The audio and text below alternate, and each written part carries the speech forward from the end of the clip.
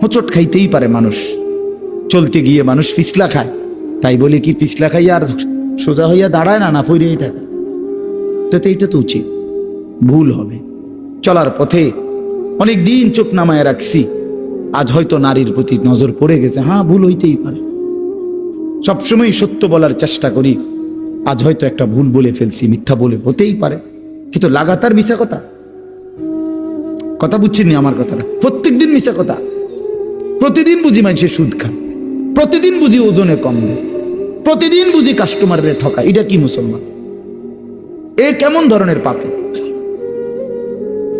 30 বছর বুঝি প্রত্যেক দিন টেলিভিশন চলবে আপনার ঘরে, প্রতিদিন আপনার ঘরে নিয়ম মাফিক নাচ গান নর্তকের ছবি চলবে। আপনাদের আখিরাত নাই? আপনার বিবি বাচ্চার আখিরাত নাই? তো এরা মরলে কোথায় যাবে? এদের পরিণতি কি হবে? আর আমি বাবা হিসাবে, অভিভাবক হিসাবে কি দায়িত্ব পালন করলাম? খাট পালং আর সোফা, ফার্নিচার, কাঁচের প্লেট আর নুনের বাটি, এটাই ছিল জিম্মাদারি না? একজন মুসলমানের দায়িত্ব তার স্ত্রী সন্তানের জন্য এই শুধু খাট পালং আর সোফা ফার্নিচার ব্যবস্থা করা, এই তো না? বলেন না বাবা, বলেন তো কি দায়িত্ব ছিল? কোরআন শরীফে আছে, ওয়া'মুর আহলাকা বিস-সালাহ ওয়াসতাবির আলাইহা। আল্লাহ তাআলা বলেন, নবী আপনাকে বলছি, প্রতিটা বান্দাকে ঈমানদার বলে দেন, হে ঈমানদার, তোমরা প্রত্যেকেই নিজ নিজ পরিবারের সদস্যদেরকে নামাজের আদেশ করো। এই যে জিম্মাদারি, আপনার দায়িত্ব কি আল্লাহ বলছে, ওয়াসতাবির আলাইহা, এবং তুমি নিজেও নামাজের উপরে মজবুত থাকো। তো বাত্তারকারী আল্লাহ বলে, লা নাসআলুকা রিজকা, তোমাদেরকে রিজিক দেওয়ার জন্য আমি তোমাদের কারো সাহায্য আমার লাগবে না। নাহনু নারযুকুকা, আমি একাই সকলকে রিজিক দেব। কি সুন্দর কথা! মানে বিষয়টা আমি দেখব, ভাতের ফিকির আমি করব, রিজিকের ফিকির আমি করব, তুমি সেজদার ফিকির করো, স্ত্রী সন্তানের ইবাদতের ফিকির তুমি করো, ওদের ভাত তরকারির ফিকির আমি করব। ওমা কুন্না আনিল খালকি গাফিলিন, আল্লাহ বলে, বান্দা আমি আমার একটা সৃষ্টির ব্যাপারে 1 সেকেন্ডের জন্য গাফিল নই। সাতবক জমিনের নিচে যেই পিঁপড়া হাঁটে, 7 আসমানের উপরে যেই ফেরেশতা হাঁটে, আমি দুইটাকেই সমান নজরে দেখি, একই মুহূর্তে দেখি, একই মুহূর্তে দেখি। হিমালয়ের চূড়ায় আমি যখন আমার সৃষ্টি মাখলুকের রিজিক পৌঁছাই, আটলান্টিক মহাসাগরের গভীরেও তখনই রিজিক পৌঁছাই। আমি আল্লাহ, তুমি আমার কি মনে করছো? ওয়া ইম মিন শাইইন ইল্লা ইনদানা খাযাইনুহু, আল্লাহ বলেন আমার কাছে কোনো কিছুই স্টক সীমিত নয়, বরং খাজাইন, সমস্ত কিছু আমার কাছে ভান্ডারে ভান্ডারে ভান্ডারে ভান্ডারে ভান্ডারে ভান্ডারে। তুমি মনে করছিল নাকি তাড়াতাড়ি আইয়ে সিরিয়ালে দাঁড়ানো শেষ? এগো না না, ওমা নুনাজ্জিলুহু ইল্লা বিকদারিন মালুম, আল্লাহ বলেন আছে তো আমার কাছে ভান্ডারে ভান্ডারে, কিন্তু আমি নাজিল করি পরিমাণ মতো করে, একসাথে সব না, পরিমাণ করে। বুঝেন নাই? আমি বুঝে কই, মনে করেন আমরা যে অনেক মানুষের চিন্তা, বয়স্ক মাঝ বয়সী লোকের, আরে আমি দেখতে যদি ঘর দুয়ার টাকা পয়সা বাইল করে দিয়ে যেতে না পারি, ফোলাগারে বিদেশ পাঠাইয়া যেমনে পারি, সুদে পারি, কিস্তিতে পারি, হ্যাঁ, আমি থাকতে যদি জিফুতের লেগে কিছু ঘর দুয়ার টাকা পয়সার ব্যবস্থা করে দিয়ে যাইতে না পারি, আমি মরলে আহারে তারা কিনবো। অনেক মানুষের এটা চিন্তা না, আমি মরলে তারা কিনবো না, আমনে মরলে তারা সবাই ক্ষুধা বহন খাইব, আমনে মরলে পৃথিবীতে ভাত বন্ধ। না না, এই শেষ ভাত আমনের আমলে, এরপরে শুধু বন দিয়ে আর চা দিয়ে ভিজায় খাবো সবাই, খাবোটাই শুধু একবার খাওয়াই না। ওনার আমলেই শুধু পৃথিবীতে কাম কাজ আর সব বন্ধ। এরপরে এই জন্য আল্লাহ বলে, বান্দা আরে আমার কাছে আছে, টেনশন করো না, আমার কাছে আছে ভান্ডারে ভান্ডারে, কিন্তু আমি একসাথে দেখলে তো সংরক্ষণ করতে পারবা না। এই জন্য আমি আল্লাহ যখন যা প্রয়োজন পরিমাণ মতো নাজিল করে থাকি। তোমার উপরে রহম করি বলে, তোমার উপরে দয়া করেছি বলে দেই, তুমি এমন শুরু করছো কা? তোমার দাদা মরে যাওয়ার পরে তুমি কি মরছুনি? তাইলে এই পৃথিবীতে আগের মানুষ মরে যাওয়ার কারণে কি পরের মানুষগুলো মরে গেছে? তো আমি মরলে তারা কষ্ট পাইবে কেন? কথা বোঝেন না? গত 100 বছর আগের মানুষ যারা মরে গেছে, 300 বছর আগের যারা মানুষ মরে গেছে, তো তাদের কারণে আমগো কি অসুবিধা হয়েছে? তার আমি মরে গেলে আমার পরবর্তী জেনারেশনের কি অসুবিধা হবে? হায়াত থাকলে রিজিক আছে, হায়াত থাকলে কি আছে?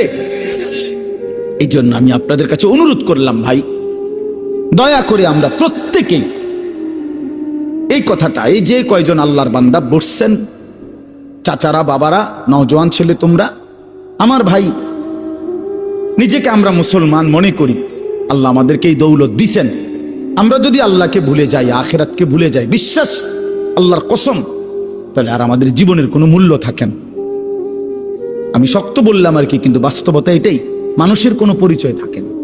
কোরআন শরীফে একেবারে আমি বললে রাগ করার কিছু নাই, কোরআন শরীফে স্পষ্ট আছে। আল্লাহ বলছেন, যে মনের ইচ্ছা মতো চলে, আমার হুকুমের খেলাফ, নিজের মনে যা চায় তাই চলে, কসম আল্লাহর, আল্লাহ বলছে, হে নবী শুনেন, সে কোনো মানুষ না, ইনহুম ইল্লা কাল আনআম, সে শুধুই জানোয়ার। ইনহুম ইল্লা কাল আনআম, এটা নফি ইস্তিসনা, মানে আর কিছু নয়, তার পরিচয় আর কিছুই নয়, শুধুই চতুষ্পদ জন্তু। তাহলে কঠিন কথা আল্লাহ বলছে। এই জন্য যে জীবনে আখেরাত নাই, যে জীবনে পরকালের কথা নাই মনে, সে জীবন জীবন না। আপনি আপনার মন মতো আখেরাত সাজাইলে হইতো না। একবার না, শত শতবার আল্লাহ বলছে, বান্দা ভুলে যেও না, ভুলে যেও না, ভুলে যেও না। এই হাসি, এই কান্না, এখানকার সুখ, এখানকার বাড়ি, এখানকার সম্পদ, এখানকার ছেলে মেয়ের উপার্জন, এটা মিলাইয়া তৃপ্ত হয়ে যাইও না যে আমার পরিকল্পনা শেষ, আমার টার্গেট শেষ, আমার দুনিয়ায় আগমনের উদ্দেশ্য শেষ। না বান্দা, তোমাকে সামনে যেতে হবে, কবরে, আখেরাতে, হাসরে, ফুলসিরাত পার হইতে হবে। তার জন্য সামানা কোথায়, তার জন্য তোমার পাথেও কোথায়, সেটা মিলাও, সেটা মিলাও, সেটা দেখো। আফসোসের ব্যাপার, আজকে আমার দেশ, আমার সমাজের মানুষ, বয়স্ক 60 বছরের, 70 বছরের মুরব্বীরা, অনেকের জীবন তৃপ্ত, অনেকের জীবন সন্তুষ্ট হয়ে গেছে এই কথার উপরে যে 3টা ছেলে ছিল, 3 জনরেই বিদেশ পাঠিয়ে দিছি, 4টা মেয়ে ছিল, 4টা মেয়েই বিয়ে দিয়ে ফেলছি, একটা বিল্ডিং করছি, শহরে জায়গা কিনছি, ব্যাংকে টাকা জমাইছি, ব্যবহারের একটা গাড়ি আছে, খালাস, দুনিয়ায় আসার উদ্দেশ্য কামিয়াব, দুনিয়ায় টার্গেট ফিল আপ, আর কোনো কাজ নেই। যে জন্য আসছে উদ্দেশ্য হাসিল হয়ে গেছে, এটাই দুনিয়া আসার উদ্দেশ্য, ঠিক না? কথা বলেন না কেন? 3 ছেলে বিদেশ পাঠানো, 4 মেয়ে বিয়ে দেওয়া, একটা বাড়িতে বিল্ডিং করা, অত্যাধুনিক টাইলস ব্যবহার করা, এখন আপনি সুখে খান, এখন ফ্যান চলে, এখন এসি চলে, এখন আপনার ছেলে মেয়ে টাকা পাঠায়, আর আপনি আরামসে ভাত মাছ চাল ডাল খাইতেছেন, আর গপসপ গল্প গুজব করতেছেন, টেলিভিশনে নাচ গান দেখতেছেন, খালাস জিন্দিগি না? হায় মুসলমান, এই তো তৃপ্তি। বুড়ো মানুষের চা দোকানের আড্ডা দেখলে, বয়স্ক মানুষের চা দোকানের আড্ডা দেখলে বুঝাই যায় উনি তৃপ্ত, ওনার মূলত কোনো টেনশন নেই, কোনো টেনশন নেই। চা দোকানে বসে বসে গপ মারে, সিগারেটের পর বিড়ি খায়, টেলিভিশনের নাচ গান দেখে, আরামসে আরামসে বসে আছে। তার মানে মরবে, পরকাল আছে, এই ভাবনাই নাই, এই ভাবনাই। আল্লাহ আমাদেরকে বুঝ দান করেন, আল্লাহ আমাদের কলিজার মধ্যে ফিকির দান করেন। আখিরাতের ফিকির ছাড়া জিন্দেগির কোনো মূল্য নাই, আল্লাহ এটা বলছেন। এখন কি আল্লাহর নবী সাল্লাল্লাহু আলাইহি সাল্লাম ঘুম থেকে উঠে উম্মতকে শিখাইছে, উম্মত একবার ঘুমাইছিলা, মরেই গেছিলা, আবার যখন ঘুম থেকে চোখ মেললা, পৃথিবীর আলো বাতাস আবার দেখলা, আল্লাহকে জানায় দাও, আলহামদুলিল্লাহিল্লাযী আহইয়ানা বাদা মা আমাতানা। মাওলা, আপনার শুকর মাওলা, আমি তো মরেই গেছিলাম, আপনি আবার হায়াত দিয়ে আমাকে বাঁচিয়ে দিলেন। তবে আমি জানি মাওলা, এই মরা আর বাঁচার খেলায় একদিন ঠিকই ওয়া ইলাইহিন নুশুর, আপনার কাছে ফিরে যেতে হবে, ফিরে যেতে হবে। প্রতিদিন চোখ বন্ধ হয়, আবার চোখ আপনি মেলে দেন, মাওলা আমি জানি, তবে এটাও জানি একদিন ঠিকই শুধু বন্ধ করবেন আর খুলবেন না, আপনার কাছেই নিয়ে যাবেন। ইলাইহিন নুশুর। প্রত্যেক ঘুম থেকে জেগে আল্লাহর নবী আল্লাহর কাছে ফিরে যাওয়ার কথা আল্লাহর কাছে নতুন করে মনে করাইতেন, নবায়ন করে নিতেন, নবায়ন করে নিতেন। তাহলে আমাদের প্রতিদিন ফিকির করা উচিত, মাওলা আপনার কাছে ফিরতে হবে, আল্লাহর কাছে ফিরতে হবে। অতএব এই কথাটা আল্লাহ তাআলা মনে করাই দিছেন, আমার দুনিয়া ভোগ করো, আমার জমিন ব্যবহার করো, আমার দেওয়া রিজিক উপভোগ করো। আমি দিয়েছি স্ত্রী, আমি দিয়েছি ছেলে, আমি দিয়েছি মেয়ে, আমি দিয়েছি আলো বাতাস রোদ বৃষ্টি, আসমান জমিন চন্দ্র সূর্য গ্রহ নক্ষত্র, ক্ষেত ফসল ফল ফসল আল্লাহরই দেওয়া। আল্লাহ বলে সবটা নেও বান্দা, শুধু মনে রাখো আবার আসতে হবে, আমার কাছে ফিরতে হবে, আমার কাছে ফিরতে হবে। এটা যদি ভাবি, কলিজার মধ্যে রাখি, তাইলে আর গুনাহ হবে না, আর হারাম হবে না, আর নাফরমানি হবে না। কারণ আমাকে যে যেতে হবে, আমাকে যে হিসাব দিতে হবে, আল্লাহর কাছে যেতে হবে। বলেন হিসাব দিতে হবে কিনা? বলেন, বলেন না সবাই দিতে হবে কিনা? বলেন আল্লাহর কাছে যেতে হবে কিনা? বলেন না, একটা একটা হিসাব দিতে হবে, একটা। ওয়াকুল্লুহুম আতিহি ইয়াউমাল কিয়ামাতি ফারদান। আল্লাহ বলছেন কোরআনে, কিয়ামতের দিন তোমাদের প্রত্যেককে আসতে হবে একজন একজন করে, একজন একজন, একজন একজন করে বাপ, একজন একজন আল্লাহর সামনে দাঁড়াইতে হবে। ইন্নাল্লাহা সাইয়ুকাল্লিমু, নবী বলছে নিশ্চয়ই আল্লাহ প্রত্যেকের সাথে পৃথক পৃথক কথা বলবেন, একজন একজন করে কথা বলবেন। আল্লাহ তাআলা কথা বলবেন, আল্লাহর কাছে দাঁড়াইতে হবে, আল্লাহ তাআলার মুখোমুখি হইতে হবে। রব্বুল আলামিন বলেন আহসাহুল্লাহ ওয়া নাসুহু, তুমি ভুলে গেছো জিন্দেগি, আমি গুনে গুনে রাখছি, গুনে গুনে। ওয়া কাফা বিযুনুবি ইবাদি খাবীরাম বাসীরা, বান্দা তোমার প্রত্যেকটা গুনার হিসাব রাখার জন্য আমি একাই যথেষ্ট। আমি পাই পাই হিসাব রাখছি, রাত কিংবা দিন, সকাল কিংবা দুপুর, আলো কিংবা অন্ধকার, একাকী কিংবা প্রকাশ্য, আমি সারাক্ষণ ছিলাম, আমি ছিলাম, আমি দেখছি, আমি দেখছি, আমি খবর রাখছি, আমি খবীর, আমি বসির, আমি আলিম, আমি সামিআ। আস্তে যা বলেছ তাও শুনেছি, জোরে যা বলেছ তাও শুনেছি, চোখের বাঁকা চাহনিতে যা দেখছো তাও আমি জানি, অন্তরের ভিতরে যা গোপন রাখছো আমি তাও জানি, পাতা পড়লেও আমি জানি, তোমার নিঃশ্বাস পড়লেও আমি জানি। সাতবক জমিনের নিচে যেই পিঁপড়া হাঁটে আমি তাকেও দেখি, সাত আসমানের উপরে যে ফেরেশতা হাঁটে আমি তাকেও দেখি। আমার থেকে তুমি আড়াল করবে কিভাবে? আল্লাহর থেকে আড়াল করবেন কিভাবে বাপ? অতএব দয়া করে আজ রাত গভীরে আপনাদের কাছে এটাই আবেদন, আখিরাতের ভাবনা পাবেন, গুনাহ ছেড়ে দেন, হারাম ছেড়ে দেন, হারাম ছেড়ে দেন বাপ। দুনিয়া কাফেররা নিয়ে নেক রে বাপ, দুনিয়া কাফেররা নিয়ে নেক। ইহুদিদেরকে দুনিয়া দিয়ে দেন, খ্রিস্টানদেরকে দুনিয়া দিয়ে দেন, হিন্দুদেরকে দুনিয়া দিয়ে দেন, বৌদ্ধদেরকে দুনিয়া দিয়ে দেন, নাস্তিকদেরকে দুনিয়া দিয়ে দেন, মুরতাদদেরকে দুনিয়া দিয়ে দেন। ইমানদার আপনি জান্নাত থেকে নিয়ে নেন, আখিরাত থেকে নেন। হযরতে ওমর রাদিয়াল্লাহু তাআলা আনহু একদিন নবীজির ঘরে ঢুকে দেখছে একটা চাটাইয়ের মধ্যে আল্লাহর নবী সাল্লাল্লাহু আলাইহি সাল্লাম শুয়ে আছে, শুধু চাটাইয়ের উপরে। ওয়াকাদ আসরা ফি জামবি, চাটাইয়ের দাগ, আল্লাহর নবীর দেহ মুবারকের মধ্যে দাগ পড়ে গেছে। মাথার নিচে একটা খেজুরের ছাল দিয়ে বানানো বালিশ, আর একটা চামড়া ঝুলানো, আর কিছু ছাতু পাউডারের মতো পায়ের কাছে রাখা, যেগুলো পানি দিয়া গুইলা খাবে। হযরত ওমর ঘরের মধ্যে চারটা জিনিস দেখছে, একটা চাটাই, একটা খেজুরের ছালের বালিশ, একটা চামড়া, আরেকটা ছাতু অল্প কিছু খাবারের জন্য। হযরত ওমর অজরে চোখের পানি ফেলে কাঁদতে শুরু করছে।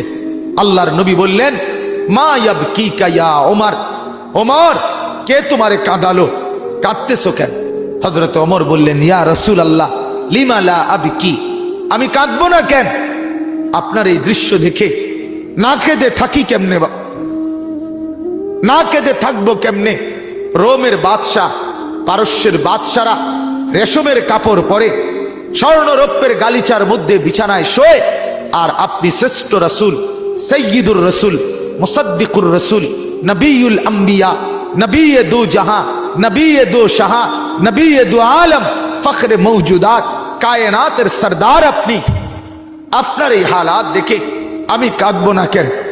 আল্লাহর নবী হাদিসের মধ্যে আছে, আল্লাহর নবী বললেন, ওমর, আমা তারদা আন তাকুনা লানা আল আখিরাহ ওয়া লাহুমুদ দুনিয়া। ওমর, তুমি কি এতে খুশি হবা না আমরা আখিরাত থেকে নেব, ওরা দুনিয়া থেকে নেয়? ওরা দুনিয়া নিয়ে নেয়, আমরা আখিরাত থেকে নেব।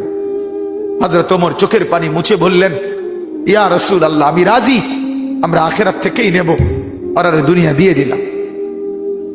ওয়ালাউলা আন ইয়াকুনা আন-নাসু উম্মাতান ওয়াহিদা লাজআলনা লিমান ইয়াকফুরু বির-রাহমান সুকুফাম মিন ফিদ্দা। আজীব আয়াত কোরআনের এটা। আল্লাহ বলে, শোনো বান্দা, ওই বান্দার শোনো, আমি না চাইছিলাম কাফের বেঈমানকে ঘর বাড়িগুলো শুদ্ধা স্বর্ণ রৌপ্য দিয়ে দুনিয়ার ঘর বাঁধাই করে দেই, দুনিয়া তারে দিয়ে দেই পুরাটা, তোমারে জান্নাত পুরাটা দিয়ে দেব। ইমাম ইবনু রাজব হাম্বলি রাহমাতুল্লাহ আলাই তার কিতাবের মধ্যে লিখছেন, প্রতিটা দিন, খেয়াল করে শুনেন, প্রত্যেকটা দিন দুনিয়াবাসীকে ডেকে বলে, হে দুনিয়াবাসী, আমি শুধু আজকের জন্যই, একবারের জন্যই পৃথিবীতে এসেছি, কিয়ামত পর্যন্ত আর আসবো না। হে দুনিয়াবাসী, আমারে নষ্ট করো না, বরবাদ করো না, আমারে কাজে লাগাও।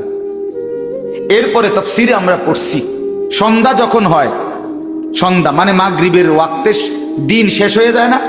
কথা বলেন না? সূর্য যখন ডুবে যায় তখন রাত শুরু হয়, ঠিক কি না বলেন?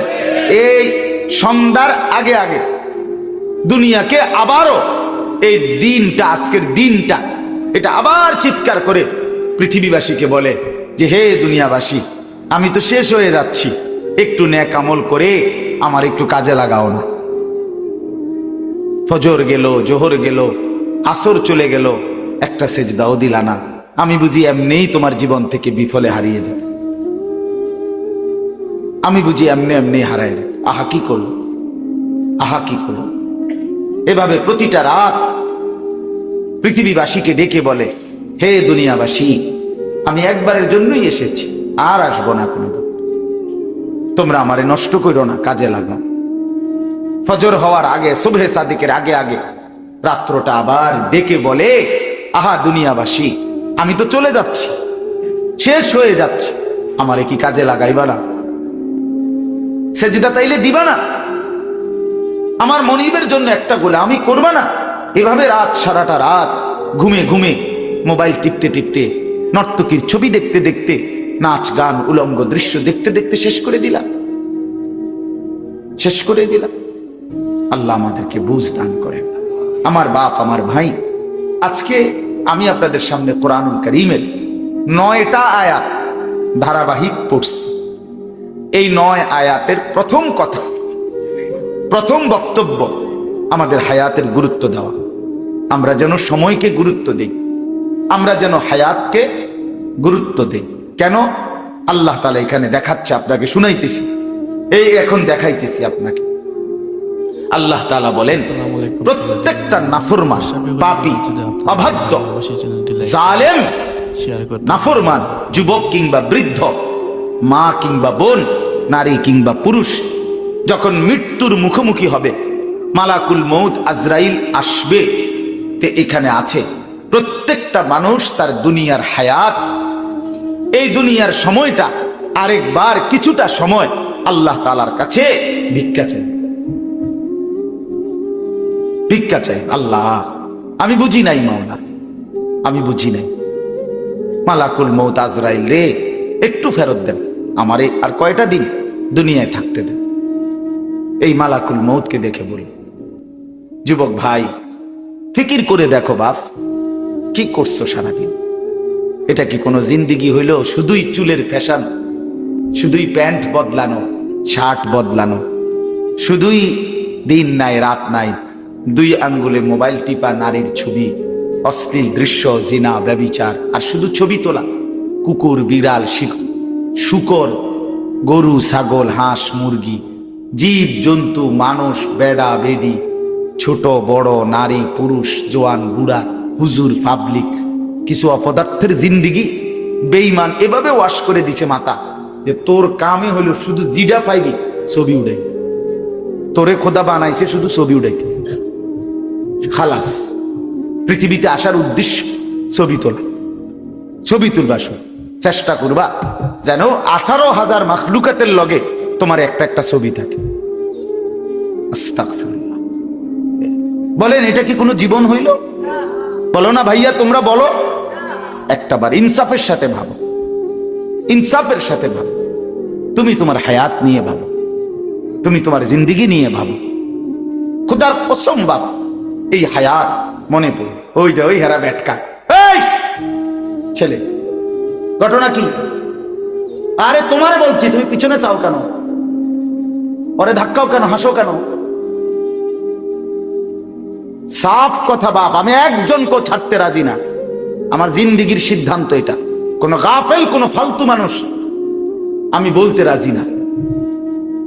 প্রয়োজনে একজনকে বলবো, ফালতুকে বলবো না। আমি টর্চ লাইটের মতো সারাক্ষণ চোখ ঘুরাই, আমার এটা তবিয়ত। এক সিদ্ধান্ত নিয়ে জিন্দিগির এই বয়ান করি, আমার নওজোয়ান বদলাইতে হবে। আমার সম্পদেরা, এই ছেলেগুলো যদি নষ্ট হয়ে যায়, একটা গাছের মূল অংশই যদি নষ্ট হয়ে যায়, এই গাছ টিকবে কিভাবে? একটা জাতির যুব সমাজ যদি নষ্ট হয়ে যায়, খোদার কসম ওই জাতি টিকে না, ওই জাতি টিকে না। পৃথিবীর উত্থান পতন, আলো অন্ধকারের সবকিছু যুবকের দ্বারা। যুবক চাইলে গড়তেও পারে, যুবক চাইলে ভেঙেও ফেলতে পারে, নষ্ট করেও ফেলতে পারে। ছেলেরা বলো, এত নারী দেখা কি হবে শেষ পর্যন্ত ভাইয়া? সারাদিন তোমরা যারা নারী, ছবি, মোবাইল, অশ্লীল দৃশ্য দেখে, শেষ পর্যন্ত কখন থামবা? প্রিয় ভাই আমার, কোন দিন থামবা? কোন দিন, কোন দিন থামবা? তোমার কি কোনোদিন রাত ভোর হবে না? তোমার কি যৌবন শেষ হবে না? তোমার 18 বছর 20 বছরের হায়াত, এটা কি কোনোদিন আর 40 বছর হবে না? একদিন তোমার চোখের পাওয়ার কমে যাবে, একদিন কোমরের ব্যথা বাইরে যাবে, একদিন তোমারও শরীরের সমস্ত অঙ্গ প্রত্যঙ্গে দুর্বলতা চলে আসবে, খুব দ্রুত, খুব দ্রুত। আল্লাহ তাআলা বলেন, সুম্মা নুখরিজুকুম তিফ ওয়া নুকিররু ফিল আরহামি মা নাশাউ ইলা আজালিম মুসাম্মা। আমি মায়ের পেটে সন্তানকে একটি নির্দিষ্ট সময় পর্যন্ত রাখি। সুম্মা নুখরিজুকুম তিফলান, অতঃপর আমি আল্লাহ শিশু, এক বাচ্চা হিসাবে মায়ের পেট থেকে বের করে আনি। এরপরে সুম্মা লিতাবলুগু আশুদ্দাকুম, এরপরে সেই বাচ্চাটা তোমরা ধীরে ধীরে শক্তি সামর্থ্যবান হতে থাকো, মানে আস্তে আস্তে কিশোর, তরুণ, যুবক হইতে থাকে। এই হইতে হইতে আগাইতে আগাইতে এর মধ্যে আমি আরো 2টা কাজ করি। আল্লাহ বলেন, একটা হলো অমিনকুম মান ইউতাওয়াফা বিল, আমি এরই মাঝে অনেককে এই কিশোর, তরুণ, যৌবন হতে হতে দেই। আর অমিনকুম মান ইউরাদ্দু ইলা আরদালিল উমর, আর কাউকে কাউকে আমি একেবারে চূড়ান্ত বৃদ্ধ বয়সে পৌঁছাই। কিন্তু সবাইকে সমান তালে বুড়া বানাই না। তাহলে যদিও হায়াত 60 মনে করো, সবার তো 60 না প্রিয় বন্ধু, সবার তো 60 না। তোমার যে 60 পর্যন্ত বয়স যাবে তার কি নিশ্চয়তা? তোমার দাদা ঠিক আছে 60 বছর বয়স পাইছে, কিন্তু তুমি যদি না পাও? তোমার বড় আব্বা 90 বছর বাচ্চা ঠিক আছে, তুমি যদি না পাও, তো তওবা করবা কখন? তওবা করবা কখন? ওয়ালাইসাতিত তাওবাতু লিল্লাযিনা ইয়ামালুনা সাইয়্যাত হাত্তা ইযা হাদারা আহাদাহুমুল মাউত ক্বালা ইন্নী তুবতুল আন। আল্লাহ বলেন, ও বান্দা, নাফরমানি করতে করতে যখন চূড়ান্ত মৃত্যু এসে যায়, মালাকুল মউত আজরাইল পৌঁছে যায়, মৃত্যুর গড়গড়া, মানুষের মৃত্যুর পূর্বে শেষ একটা শ্বাস টান উঠে, এই গড়গড়া যখন এসেই যাবে, আল্লাহ বলে তখন তো সব নাফরমান বান্দাই বলবে, আল্লাহ আমি এখন তওবা করলাম। খোদার কসম আল্লাহ বলে, ওয়ালাইসাতিত তাওবা, সেই তওবা আমি আল্লাহর কাছে গ্রহণযোগ্য নয়, সেই গ্রহণযোগ্য নয় বান্দা। ওয়ালাইসাতিত তাওবাতু, আমি আল্লাহ তাআলা সেই তওবা গ্রহণ করব না বান্দা। তখন আর ফিরতে পারবা না ভাই আমার, ফিরতে পারবা না, মনে পড়বে সব।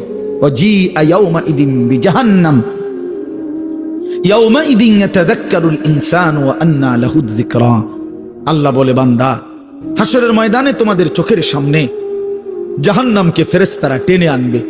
তোমরা যখন নিজ চোখে জাহান্নাম দেখবা, লা তারাবুন্নাল জাহিম, নিজ চোখে যখন জাহান্নাম দেখবা, ইয়াউমাইদিন ইয়াতাযাক্কারুল ইনসান, সেদিন তোমাদের দুনিয়ার জীবনের সব কথা মনে পড়বে। ওয়া আন্না লাহু যিকরা, কিন্তু বলো না বান্দা, সেদিন মনে পড়ে কি লাভ হবে? কি আজীব কথা! ওয়া আন্না লাহু যিকরা, বলো না বান্দা, মনে পড়ে কি হবে? সেদিন বুঝে লাভ কি হবে? কাল্লা লাউ তা'লামুনা ইলমাল ইয়াকিন।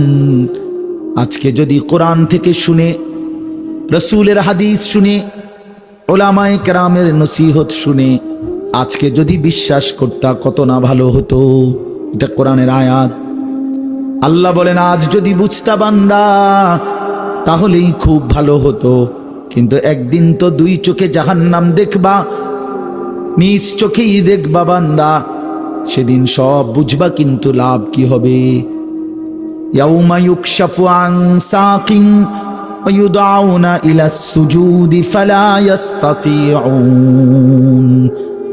আল্লাহ বলে, যেদিন হাসরের ময়দানে তোমাদের সকলকে সারা দেহ বিবস্ত্র করে, সম্পূর্ণ বিবস্ত্র শরীরে কাপড়বিহীন দাঁড় করানো হবে, সেদিন আল্লাহর ফেরেশতা ডাক দিয়ে বলবে, নাফরমান, তোর জীবনে যেই সেজদাগুলো ছুটে গেছে নাফরমান, আজকে হাসরের ময়দানে সেই সেজদাগুলো দে। আল্লাহর কসম বন্ধু, আল্লাহ কোরআনে বলছে, ফালা ইস্তাতিউন, লক্ষ কোটি বার চেষ্টা করেও বান্দা, সেদিন হাসরের ময়দানে একটা সেজদাও আর দিতে পারবা না। আজ তো পারতা, কেন নামাজ পড়লা না? কেন নামাজ পড়লা না? বলো ভাইয়া, কি লাভ হবে আমারে মহব্বত কইরা? একদিন শুনবা, আনিসুর রহমান আশরাফি নামে এক বক্তা ছিল, ওই মরে গেছে। একদিন শুনবা বন্ধু, ওই মাওলানা আমগো এলাকায় সব সময় আসতো, সে মরেই গেছে।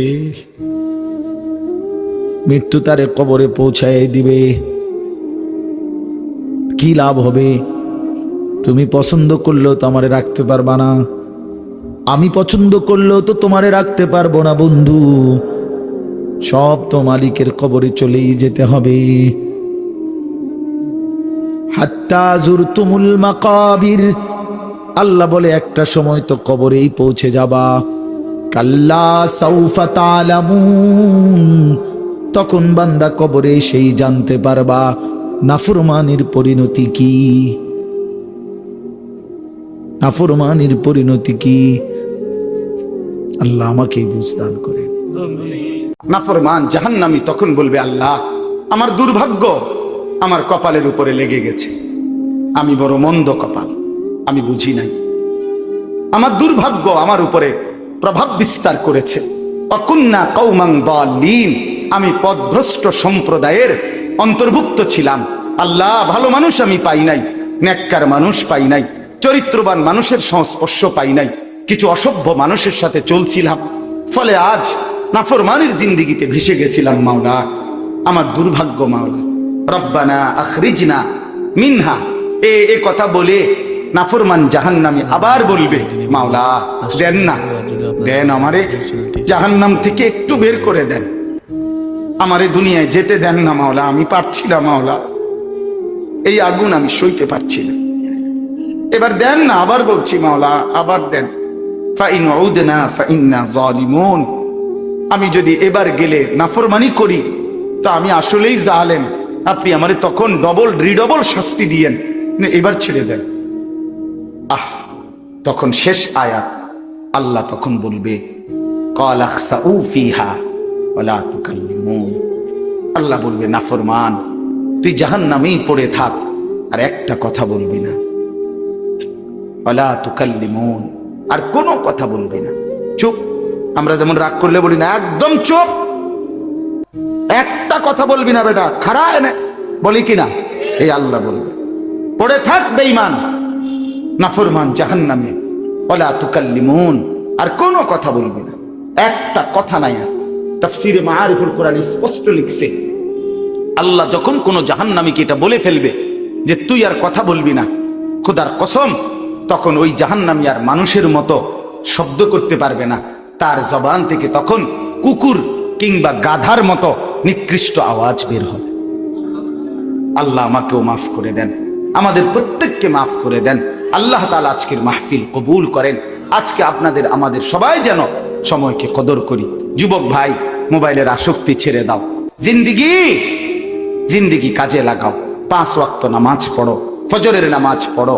বাবা চাচারা জিন্দিগি সুন্দর করেন, মা বোনরা হায়াতকে কদর করেন, পর্দা পুশিদার জিন্দিগি পালন করেন।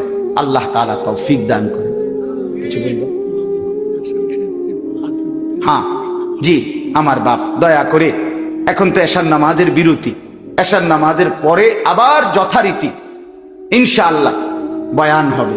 বিশেষ করে আমার আজকের এই মাহফিলের যিনি প্রধান বক্তা, আপনারা সবাই জানেন, আমার পরম শ্রদ্ধেয় বড় ভাই, আমার অভিভাবক, আমার মুরব্বী, যে আমারে কোলে পিঠে করে পড়ালেখা করাইছে, তিনি আমার শুধু ভাই না, আমার আপন বড় ভাইও।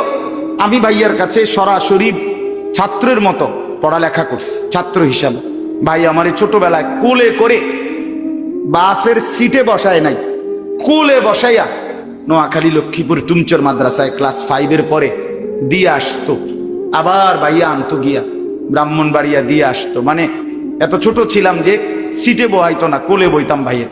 সেই বড় ভাই আলহাজ হজরত মাওলানা মাহবুবুর রহমান আশরাফি দামাত বারাকাতুহুমুল আলিয়া, ভাইয়াও ইনশাআল্লাহ বয়ান করবে। আপনারা এশার নামাজের পরে আবার যথারীতি সবাই জমে বসবেন, বলেন ইনশাআল্লাহ। এখন একটা অনুরোধ হইল, নওজোয়ান ছেলে, তোমরা যারা এশার নামাজ না পড়ে এখন ভাগ্যে যাই বাগায় এদিক সেদিক, তোমরা কদ্দুর হাত উঠাইলে তোমগুলো লাগে আলাদা একটু দোয়া করতাম, একটু হাত উঠাও যারা এশার নামাজ পড়তা না। না না, অনেকে পড়বে না, আমার এটা বুঝ আছে না, আমরা বেনামাজি দেখতে দেখতে যে কি নতুন দেখিনি, তাইলে অপদার্থ দেখতে দেখতে একটা আইডিয়া আছে না। হাত উঠাও ভাই, নামাজ পড়তা না এরম অসভ্য যারা, তারা একটু হাত উঠাইলে তোমরা, আনালে ছবি উঠে রাখো তো। কাজে দয়া করে এমন জঘন্য কাজ কেউ না করে, আজকের এশা থেকেই শুরু হোক পরিবর্তন, ঠিক আছে ইনশাআল্লাহ। আল্লাহ তাআলা প্রত্যেককে তৌফিক দান করেন। একটা ছেলেও এদিক সেদিক যায়ও না বাপ, এশার নামাজের জন্য প্রস্তুতি নিয়ে অজু করে নামাজে সেজদা দাও। যে কপালে সেজদা, খোদার কসম সে কপাল ভাগ্যবান, সে কপাল ভাগ্য। আর নাই তো ওই যে আয়াতে আছে, রব্বানা গালাবাত আলাইনা শিকওয়াতুনা, জাহান্নামী বলবে আল্লাহ আমার কপালটা বড় বদনসিব, আমার মন্দ কপাল। আল্লাহ আমাদেরকে মাফ করে দেন। আমার চাচা জনাব আলহাজ মফিজউদ্দিন ভূঁইয়া সাহেবকে আল্লাহ তাআলা কবুল করেন, মাদ্রাসাকে আল্লাহ তাআলা কবুল করেন, আপনাদের সবাইকে আল্লাহ তাআলা ভরপুর বরকত দান করেন, আমিন।